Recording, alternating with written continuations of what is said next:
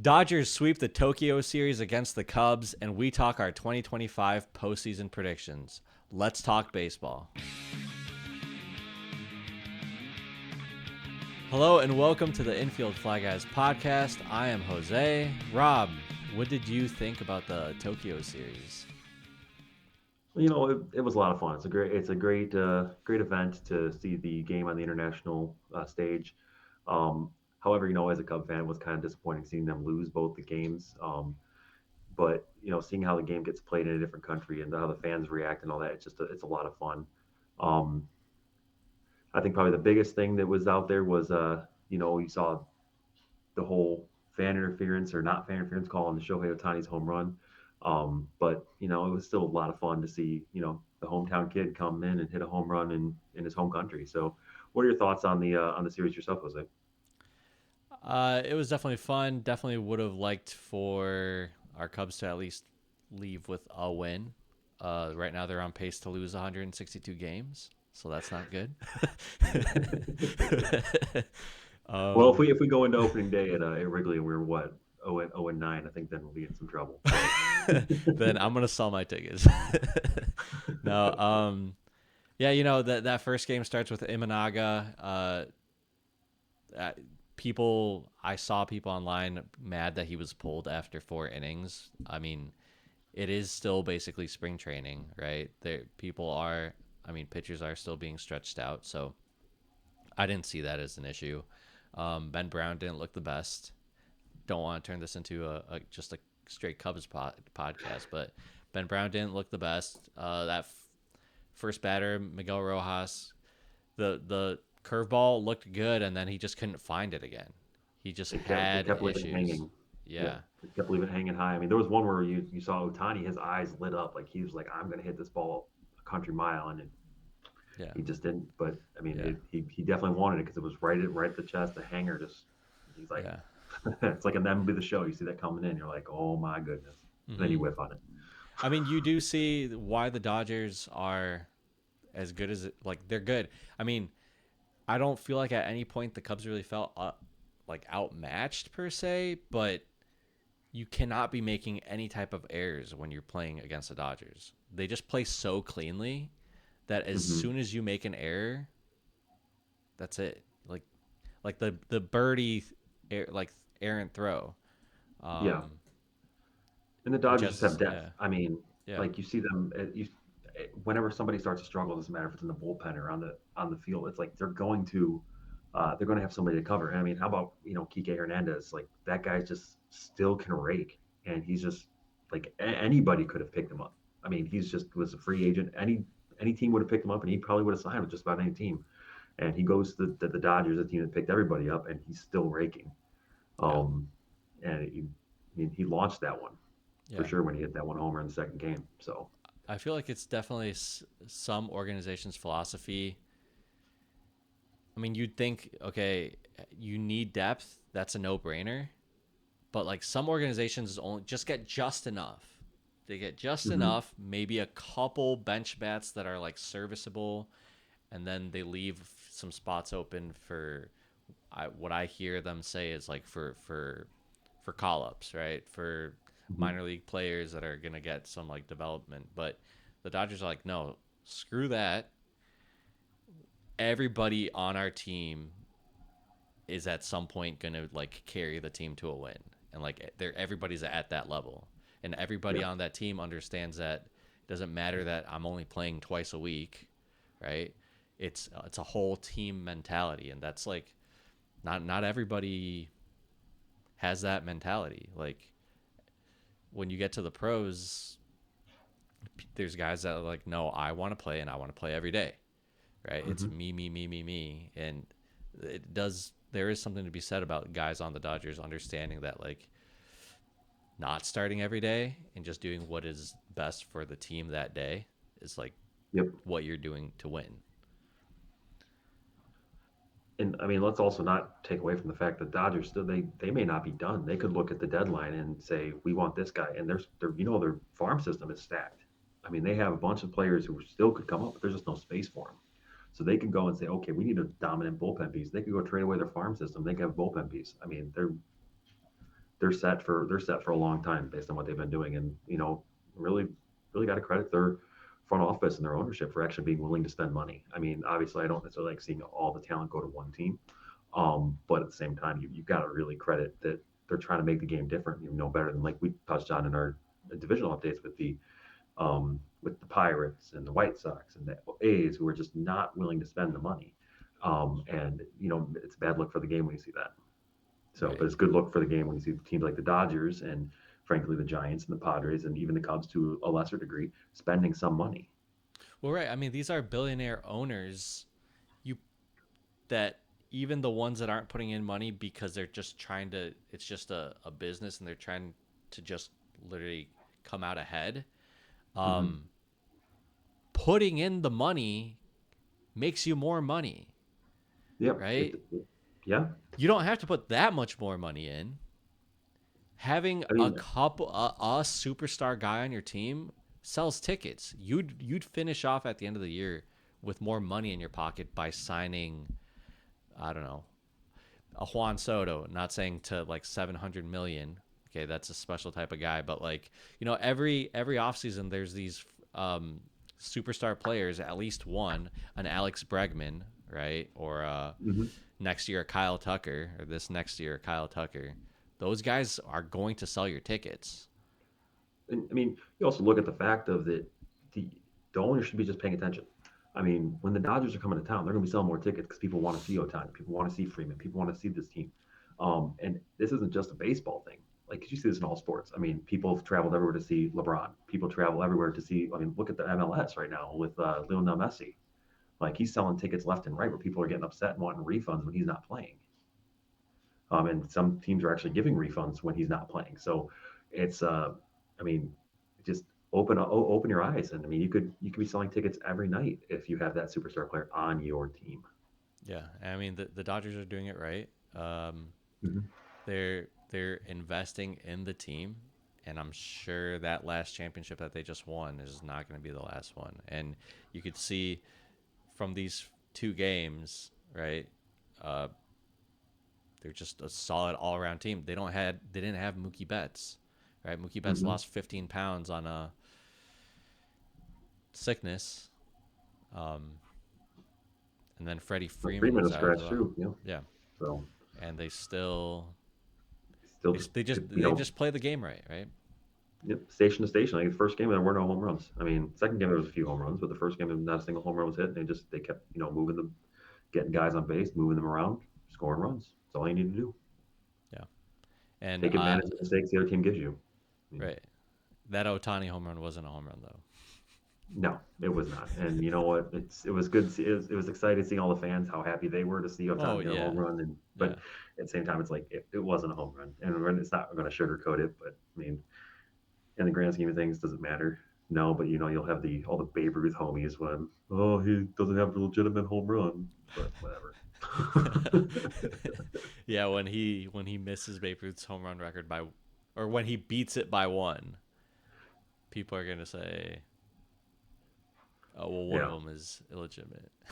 Well, they're gonna go back and take back all the Ruth home runs that were like doubles or however Oh baseball right, rules right. were during that time frame. So I think you're more well versed in that stuff than I yes, but am. we won't go into that because that's ancient and unnecessary. Yeah.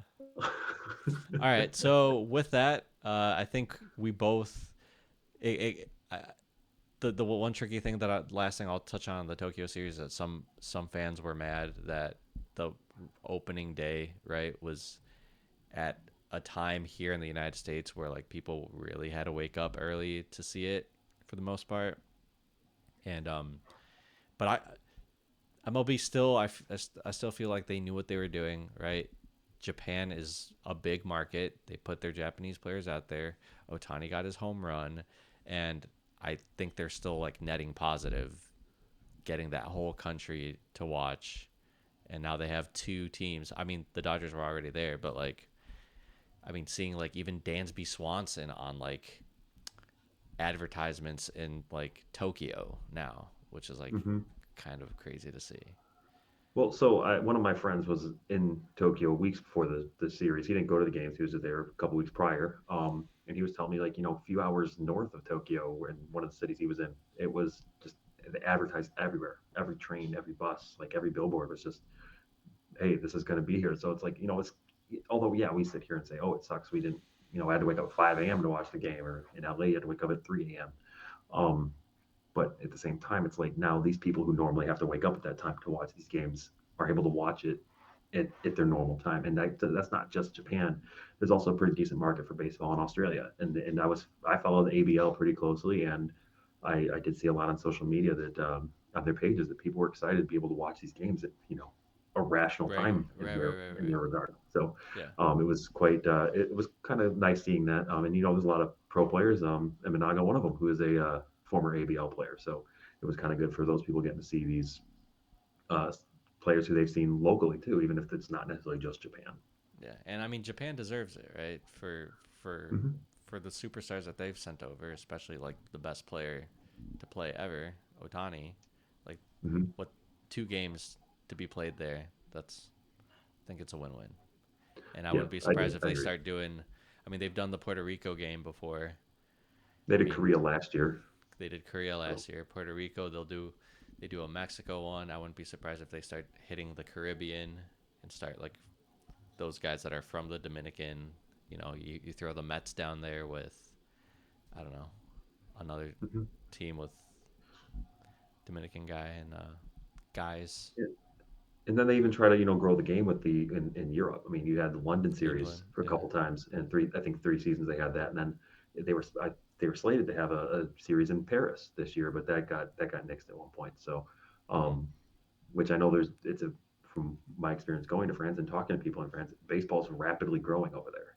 um, and it's just getting more and more exciting. And I mean, I was talking to somebody who was saying that they were going to batting cages. They'd never swung a bat in their life, and they're in their 30s, and they went to a batting cage and had some of the best time. Wish they could have grown up playing this game. Yeah. Um, Um, so yeah, pretty cool to see the game growing, and we'll see what happens. yeah. So see where we go next. Right. Yeah. So with that, Robbie, I think we should talk about our 2025 postseason predictions. Um, we did a series of videos where we talked about our division winners. So I'd just like to go over and talk about those real quick, just refresh everybody on who we actually had as our division winners. So maybe we can do the AL. I can go and then you can go, and we could just remind our division winners, and then we can wrap around and then tell everybody our wild card winners, and then who we would have in the World Series, and then who would win the World Series. All right, That's sounds good. yeah. All right. So I'm gonna start AL. So to remind everybody, I had the AL East being won by the Red Sox. I had the Central being won by Kansas City, and I had the West being won by Seattle. And then as for me, I had on the AL East, I had the New York Yankees. In the Central, I had the Tigers. And in the West, I also had Seattle. And then for the NL, I have the Braves winning the East, Milwaukee winning the Central, and the Dodgers winning the West. And as for me, on the National League side, in the East, I had the New York Mets. Central, I had Chicago Cubs. And then in the West, I had the Los Angeles Dodgers, reigning World Series champion. So, Right. Um, let's talk about our wild cards real quick. So my wild card teams are the Yankees, Baltimore, and Detroit in the AL. How about you? all right. So it sounds like our AL is going to be pretty similar in terms of just playoff teams because my wild card teams were Baltimore, Boston, and then Kansas City. So Okay, so actually, and we did not talk about this beforehand. no, So this is no. this right now is the first time we're talking about this. So it's not like we just mixed up our teams. In the NL, I have Phillies, Cubs, Diamondbacks as my three um, wild card teams. Right, and I had the Phillies. Then I also had the San Diego Padres and the San Francisco Giants. You have the Giants. So Milwaukee is Yes. not making the playoffs this year.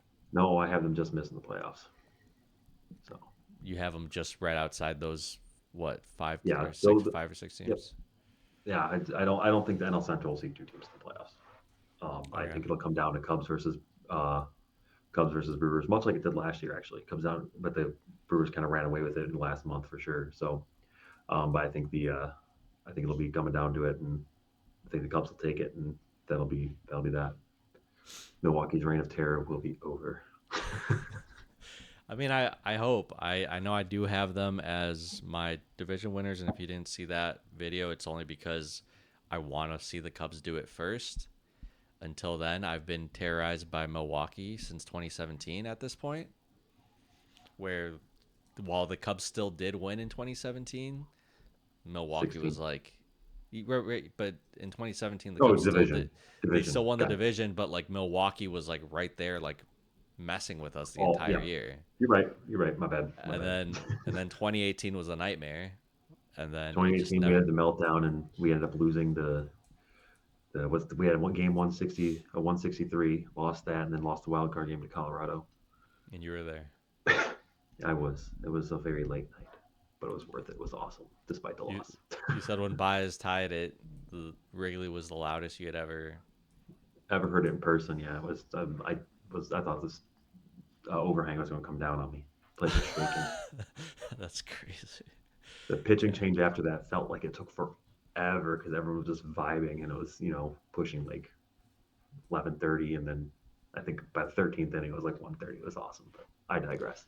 I think I had seen just to reminisce one more second that Lester said that he thought the game was over right there, like with like such a huge shift right there, and Baez, Mhm. who had like an MVP type season, second in MVP, right? Second MVP 2018, yeah, I believe you're correct. to Yelich. It just felt like they were gonna figure it out, and they were about to win right there, and then And obviously, then 18 went to the Brewers, ended up going to 7 games in the NLCS to the Dodgers. Is that correct? yes sir, Okay. yeah. So, So our World Series, I guess our World Series matchup. Do you want to go first this time? yeah, sure. So I got. I'll start with the NL. I mean, I kind of we just touched on it. The Dodgers are just so deep. I just don't see anybody in the National League actually overtaking them. I think they're going to take that the pennant, um, and then they're going to run into Baltimore. I think Baltimore will win the AL pennant, uh, and I think it's going to be a fun series. But I'm going to say Baltimore wins in 6 games. Baltimore So wins. it'll be fun. I mean, I hope. I think it'll be fun to see that. Because I mean, yeah, Major League Baseball has not seen a repeat champion since the Yankees in what 2000. So it'd be kind of cool to not have that again. Just I don't know, kind of like seeing a little bit of parity in the sport. Kind of not saying no offense to any Dodger fans watching. Not saying I don't hope that for that sake. It's just more like it's nice to see a little parity. You don't need to see the same team win every time, like the Kansas City Chiefs almost three-peating, and um, then you have in the NHL Tampa Bay Lightning won back to back a couple years back. It's like just a little bit of parity makes it a little more fun. So No, for sure. Um, to from your a neutral point, standpoint, yeah. To your point, I feel like Phillies are gonna have. I mean, urgency is a word that's used a lot, but uh, I mentioned that there's some of the guys that they're on the last year with the Phillies of this like kind of second half of the career core type guys with mm-hmm. Schwarber, Castellanos, guys like that. I feel like because this is their last shot to do this, they're going to upset the Dodgers. They're going to Okay, upset the Dodgers, and that's going to take care of them. Dodgers fans are going to be like, "What? We won 109 games." I'm going to write that down. Dodgers going to win 109. Phillies are going to win 94 as a wild card team, and then they're just going to be the team of destiny, and they're going to run into. I was going to say Baltimore as well for the exact same reason. You have the young guys put it together finally, because honestly, if they don't put it together this year, When? maybe a CS run. They're just gonna go down the way of Toronto. I feel And let's just say where like they this. got right Not, there and then they just. What are you gonna say? I was gonna say not that Toronto doesn't, but that Baltimore, they can, that stadium can get rocking in October. So Right. we've seen that before, and it can get loud, it can get exciting. So And then I'm gonna say that the Phillies, their experience just pulls them above Baltimore. how many Baltimore games? can't. Phillies in 5. Phillies in 5. Okay. So Phillies in 5. I'm writing this down. Who's your 4. MVP? Um, you give it to Schwarber. Give it to Kyle Schwarber. Never If I had to forget. pick if I had to pick an MVP, gotta go with Gunner. That's a good pick. So just gonna go Gunner. No, nothing in particular. Just gonna go Gunner. Nice. So So you have the Orioles in how many? 6. Orioles in 6. I have Phillies in 5. You have Orioles in 6 against the Dodgers. And I have the Phillies in 5 versus Baltimore. All right, let us know if you agree or disagree. Did you enjoy the Tokyo series? And we will see you guys next time.